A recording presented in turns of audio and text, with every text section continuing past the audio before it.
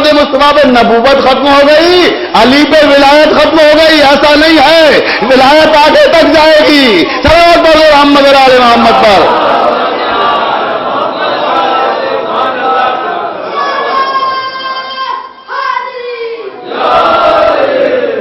اور میں نے کل عرض کیا تھا آپ کی خدمت میں کہ ہم یہ کلمہ کہاں سے لائے؟ ہم یہ صرف غدیر سے نہیں ملا ہے ہمیں، غدیر تو میں نے کہا بہت بات کی چیز ہے، یہ تو میں نے آپ کو کل سنایا کہ عیسیٰ سے لیا ہم نے۔ جب شب معراج نماز پڑھائی رسول نے، عیسیٰ نے اذان دی تو اذان میں عیسیٰ نے پوچھا تھا یہ سوال تو کہ آپ کس کو خلیفہ بنا کے آئے ہو؟ تب علی کی خلافت کا اعلان عیسیٰ نے کیا۔ دیکھیں آپ، عیسیٰ نے اعلان کیا۔ اور اب میں اپنے مسلمان بھائیوں سے معذرت کے ساتھ ایک بات عرض کرنا چاہتا ہوں کہ سنت رسول کی دعوے داری بڑی اچھی بات ہے، میں بڑا احترام کرتا ہوں کہ سنت پہ یقیناً عمل کرنا چاہیے، لیکن خدا کی قسم آج تک مفہوم سنت ہی نہیں سمجھا میرے برادران ملت نے۔ پورے دعوے سے کہہ رہا ہوں کہ آج تک مفہوم سنت ہی نہیں سمجھ سکے، اس لیے کہ جب کلمہ پڑھتے ہیں تو بھی یہ نہیں معلوم کہ ہم جو کلمہ پڑھ رہے ہیں وہ کس کا دیا ہوا ہے، اور ہمیں کلمہ کون سا پڑھنا چاہیے وہ کس کا دیا ہوا ہے۔ بہت توجہ عزیزان محترم، آپ نے دعوت ذوالفقار شیرہ کا واقعہ ہزاروں بار خطبہ سے سنا ہوگا، مجھے واقعہ نہیں سنانا، مجھے ریفرنس دے کر، حوالہ دے کر آگے گزر جانا ہے اور ایک مفہوم دے کر جانا ہے۔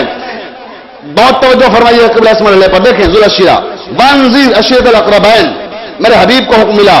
سورہ شعراء قرآن مجید کا 26واں سورہ ہے، اس 26ویں سورہ کی 214ویں آیت ہے یہ، جس کی میں نے تلاوت کی، اور کہا گیا کہ میرے حبیب اپنے اقربا کو، اپنے قریبی اعزاء کو بلاؤ اور دعوت دو، دعوت اسلام وہی سے شروع کرو۔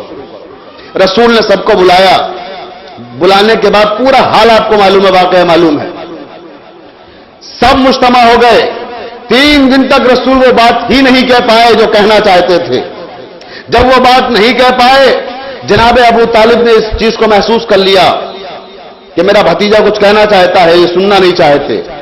روزانہ شور مچا کے چلے جاتے ہیں، کھانا بھی کھاتے ہیں اور یہ شور مچاتے ہیں کہ جادوگر ہیں یہ لوگ، تو ان کی بات نہ سننا، دیکھتے نہیں ہو اتنے سے کھانے میں اتنی بڑی قوم کا پورا کر دیتے ہیں، ان کی باتوں میں نہ آنا۔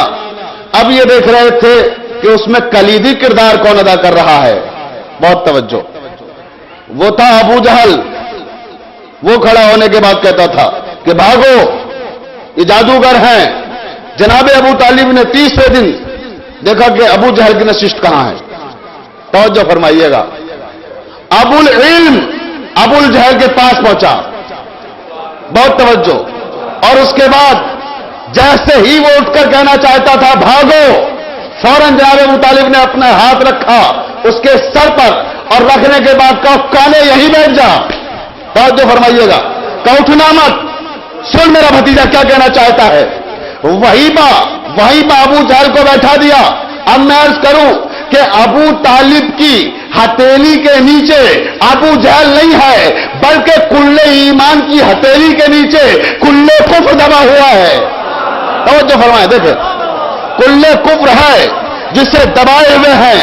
اور اس کے بعد کہا یا مولائی یا سیدی، اے میرے سید و سردار محمد، اب آپ کھڑے ہوئیے اور ہونے کے بعد اپنی بات کہیے، کیا کہنا چاہتے ہیں آپ۔ تب جناب محمد مصطفیٰ نے وہ پیغام پہنچایا اور اس کے بعد کہا کہ کون ہے تم میں جو میری نصرت کرے گا، میری مدد کرے گا۔ تب مولا کائنات علی ابن ابی طالب کھڑے ہوئے